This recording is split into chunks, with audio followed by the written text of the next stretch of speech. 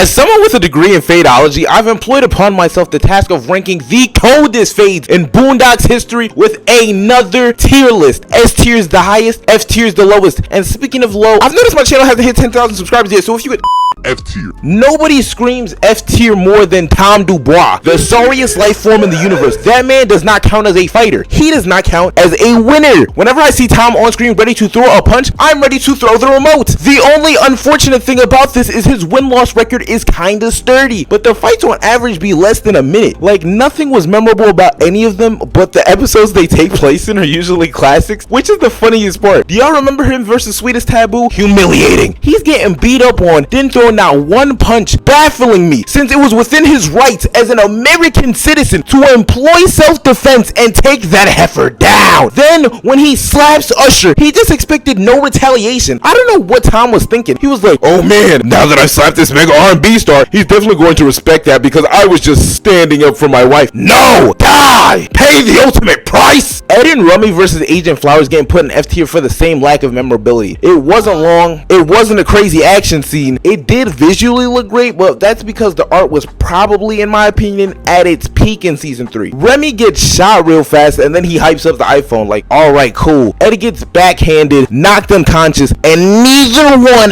ever ends up retaliating. That's effing crazy. I would have put this higher up if one of them had ended up vanquishing Agent Flowers somehow, some way. I can't believe they went out like that. Huey and Riley versus Cairo in that cornball was a disservice to my eyes. I won't lie to you. The episode also takes place before they decided to make Huey a martial arts master. He's not dog walking these peasants the way he's supposed to, which is just disheartening to see. I do like the fact Riley was on timing. Also, can we talk about how Riley's the flyest character in the show without competition? Riley and Huey versus these Ayos is F tier as well. Fighting TOS boys for 30 seconds can't be higher than horrible. That's just not logical. D tier. Lando versus Steve Wilkos is going in D tier. It realistically should be an F tier. All he did was lay a couple of haymakers upon thee. But I love Lando. I love this episode. And I refuse to put Lando in the same tier as Tom for anything. Same reasoning for Lando versus Riley. Is C tier. Granddad and the rest of the Freedom Fighters versus the Whites, not gonna lie, with some heat. I didn't remember it because, I mean, who watches season 4 consistently? A lot of the camera angles were really well handled, and Robert's OG stopping him from whooping on these white boys, resulting in him getting beat up. Pretty effing funny. Pretty effing hilarious. Robert versus Crab Miser is C tier 2, cause unleash the belt upon thee, and 10 out of 10 times I'm a geek just off the strength of that. As much as I love seeing my hero and American icon get busy showing off what a master tactician he is, there isn't a whole lot more to enjoy. It gets completely overshadowed by the 2-on-2 that's taking place at the same time. Huey versus the Freedom Land staff, not fire like that. I think you as the viewer are supposed to appreciate the spectacle. Oh my goodness, it's a bunch of people fighting, but like, if you really look at the fight, it's not even that hard. I don't even like the fact that Huey was getting touched by the police by season 4. I feel Huey should have been a different tier, a different caliber of fighter, and we just never get to see him get to that stage in the game. I gotta put Huey versus Luna here. I know that seems crazy, but hear me out. The second Huey said there's no White Lotus Masters left alive, I heard, and Luna laughs, you should have known he was going to get dropped. The second I heard of an exclusive class of martial artists and remembered Huey's just a bum from the streets, I knew Huey was going to get dropped off. Before Huey was about to fight, all I wanted to know is, are we sure the Freemans were born in Chicago? Cause he didn't have a chance. This woman fights people to the death. When she said a friendly sparring match, I would have went home, and I'm in the house already. She doesn't know what it's like to have a friendly sparring match. She's not your friend. I'm only putting this on this tier because she beat the brakes off him to the point you do not even see combat. This was a slideshow. This was an animatic. I'm pissed for Huey. That man got dog walked in his own home, had to walk in a bathroom upstairs, and collapsed. The whole episode, Luna is meant to look like a dominant force, and she excelled at that, which is why it's it's not like F tier or anything, even though the fight was literally like 10 seconds and it was a slaughter. Another Huey L gotta get added to this, man. Him versus Ruckus. I wanted to like this fight more, but they spent a lot of time with Ruckus and the nunchucks. They should have had this fight conclude on screen at some point. It would have showed Huey's improvement as a martial artist, and it would have given some credibility to Ruckus's fighting ability. What is credible about Ruckus though is his Snow Bunny knowledge, and I'm trying to bag one right now. Please like the video so you think I'm cool and my chances increase. Riley versus Lamilton, a C tier. I'm so tight that we as a society have managed to gas Lamilton up when he's just a fat bum with no hands. I remember when I was a fat bum with no hands, nobody was hyping me up. They probably just looked at me and thought, wow, he's probably really good at Smash Bros. The only thing I really enjoyed about this fight scene was the fact that even though Ruckus came through and interrupted them, Lamilton was still choking Riley. Truly incredible.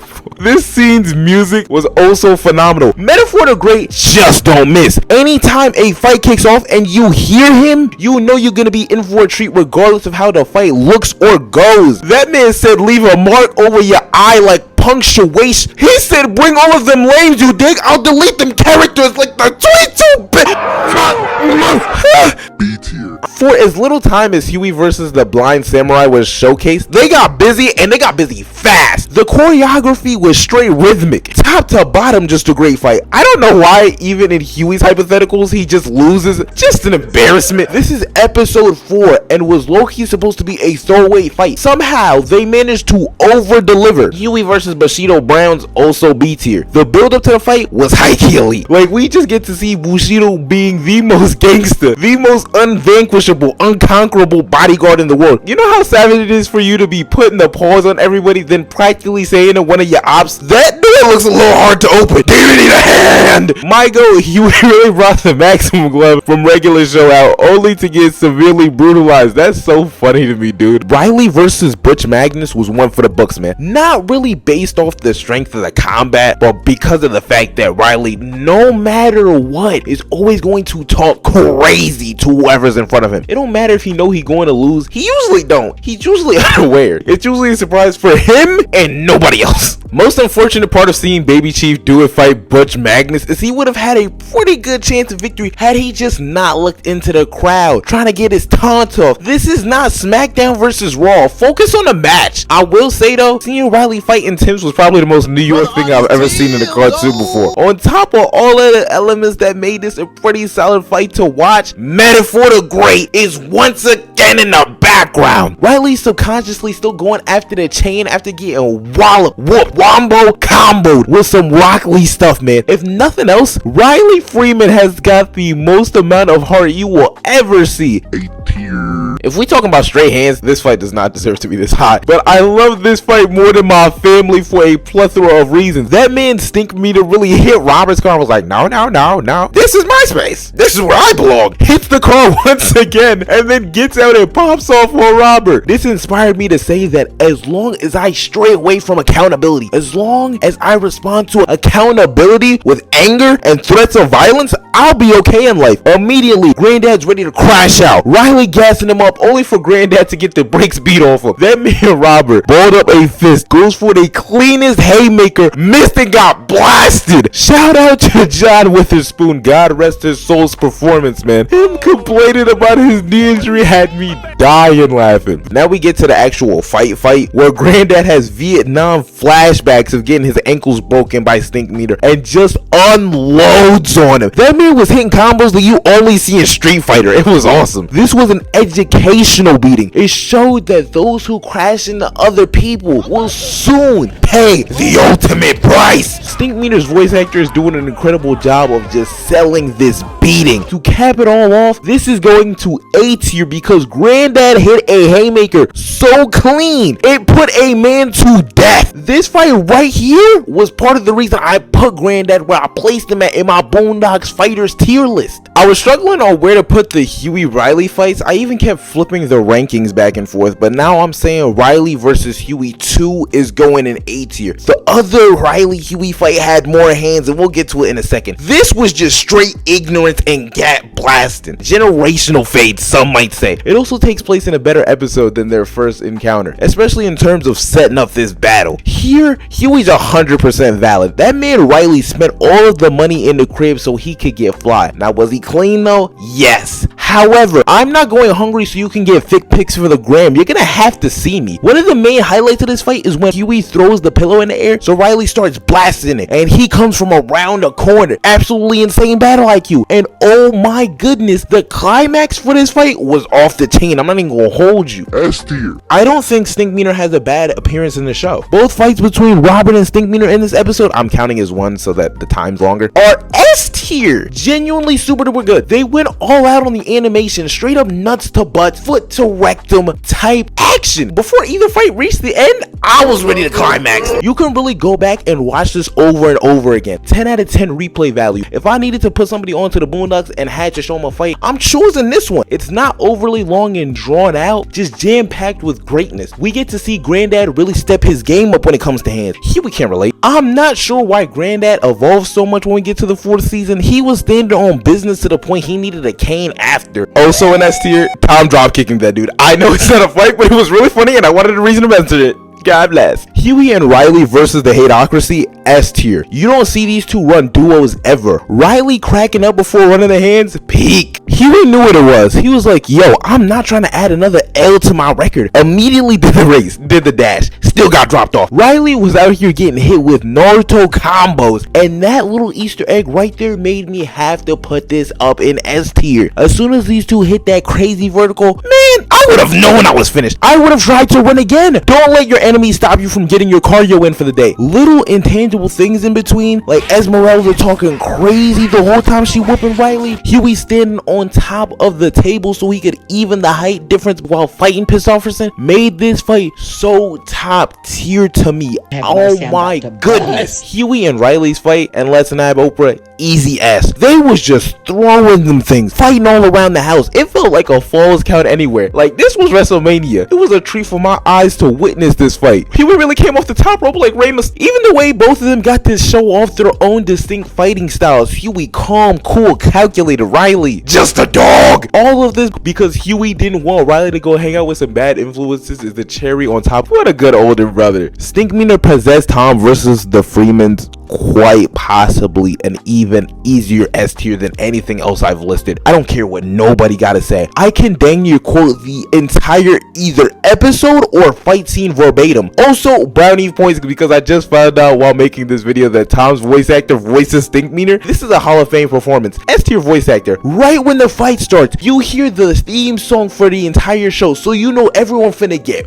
busy. Granddad gets handed the belt. Y'all know how crazy Granddad gets when the belt is in his hand. Then we get to see Huey and Riley scrapping, throwing hands. The animation is crisp, clean, sanitized. I'm talking pure L. 99.9%. This is a level of cleanliness you don't really see most of the time when the Boondocks characters are throwing hands. Elite level boxing on display. All the Freemans fighting together as a team? You don't see that never. You don't see that never. It made the fight seem even more high stakes, even more competitive when all three of them say, you know what, man, it's a trampoline, it's a springboard, it's nothing but jumping, it's jumping season. On top of that, you get an arguably top 5 episode right here. Bushido Brown versus the Hateocracy is the greatest fight in the Boondocks by far. The animation was off the charts, the choreography masterful. There's no better scene in the Boondocks fight wise than this one. I've always been a part of the cartoons don't really got hands like anime regime. This one kind of a game changer, bro. We got a whole new Bushido, it feels like, since it's not Cedric Yarborough anymore. He's Michael J. White,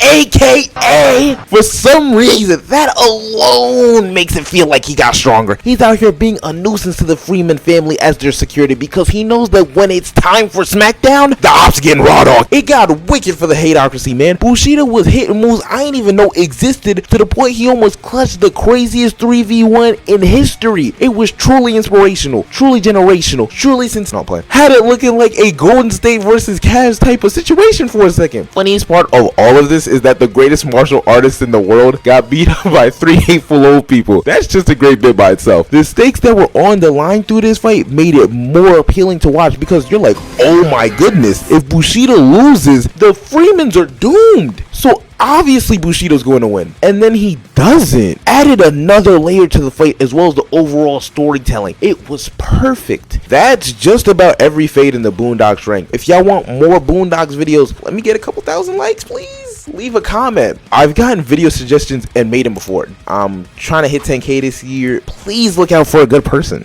God bless, and I'll see you in the next one. Jersey.